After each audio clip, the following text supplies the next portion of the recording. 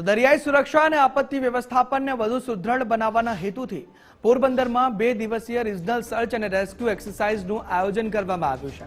આ કવાયતમાં એક રોમાંચક દ્રશ્ય જોવા મળ્યું, જેમાં પેસેન્જર વિમાનના ઇમરજન્સી લેન્ડિંગ બાદ સર્જાતી સ્થિતિમાં કેવી રીતે બચાવ કામગીરી કરવી તેનો જીવંત ડેમો પ્રસ્તુત કરાયો હતો।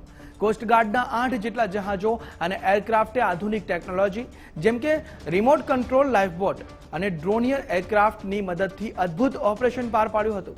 કોસ્ટગાર્ડના ડીઆઈજી પંકજ અગ્રવાલે જણાવ્યું કે આ કવાયતમાં ભારતીય નેવી, મરીન પોલીસ અને ગુજરાત મેરીટાઈમ બોર્ડ જેવી એજન્સીઓ વચ્ચેનું સંકલન ચકાસવામાં આવ્યું હતું, જેથી વાસ્તવિક આપત્તિ સમયે કોઈપણ ચૂક વગર જાનમાલનું રક્ષણ કરી શકાય।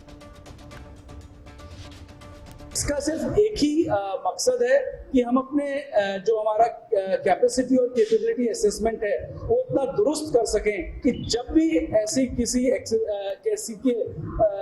चीज़ की रियल टाइम आवश्यकता पड़े तो हम लोग उसको उतने ही जोश से और उतनी ही जल्दी से उस इमरजेंसीज को के लिए रिएक्ट कर सकें। Thank you. जय हिंद।